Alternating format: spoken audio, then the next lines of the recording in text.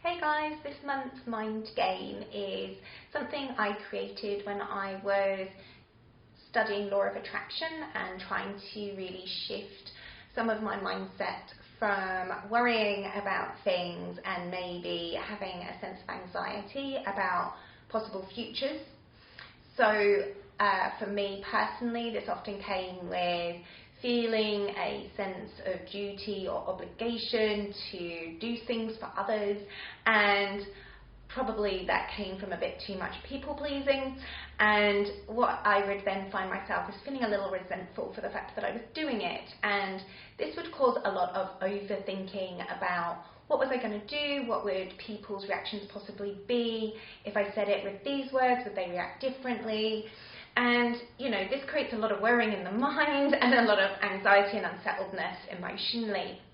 And so when I was doing my law of attraction, one of the key things that I learned was the need to clear the mind and shift our energy and thoughts towards what we do want to create.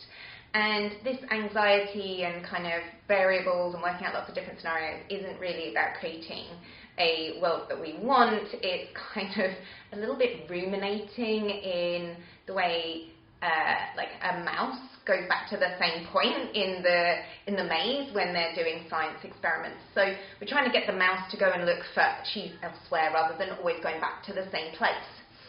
So you need to give the mind something that will help shift it, and sometimes just coming into the breath and being really present and mindful isn't quite enough, right? Because sometimes the emotions have really got us moving and there's a lot of momentum behind the thoughts that are there, and so it can be quite hard to make this really like Zen shift.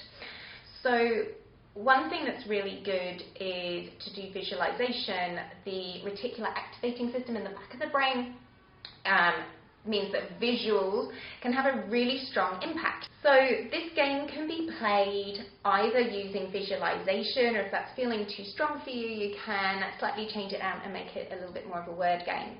But what I would do with myself on my own, you don't have to play this with anyone else, but you can play it with other people too. It's a great way to be creative and problem solve. Is I would notice the thing that was maybe bothering me. So say I was getting really fed up with every time I would go and see a certain person, I always had to take something with me and it was really awkward to carry. And I would get really like about it, and like, oh God, it's so annoying, it's so frustrating, I wish I didn't do it, why am I always doing this? And my game is, what would it be if I was a coconut, or how would a coconut solve it? So I would either decide that I was a coconut, and it would be how would I as a coconut approach the carrying of the object, or the other option was if it was another day, I might decide to think about how I could use coconuts in order to solve the problem. So by using a coconut, I've got a cute little object that can do many things. Coconuts are super versatile. They make coconut water, coconut milk, coconut meat, desiccated coconut. They're yummy, they're delicious, but then also we've got the shell that is a coconut, which can be either a round or a half. It can be bowls, it can be wheels, it can be all kinds of things. So the nice thing with the coconut is that it's really versatile, but also they can be super cute as well if you want to turn them into animated little kind of characters with faces and legs. So I would then take my coconut and I'd be like, so if I was a coconut, maybe I would roll. And maybe then as I'm rolling down the road with this thing, I would be like pulling it along, and it would like be bouncing along, and so everything would have this little bit more buoyancy in it, so it's a bit more light, and that kind of makes me laugh a little bit. And then maybe if I was like to cut the coconut in half, I might turn it into some wheels, and I might put the wheels underneath another object that I found. So maybe I would find a plank of wood, and my little coconut wheels would then be a way in which I would transport this thing that I needed to carry.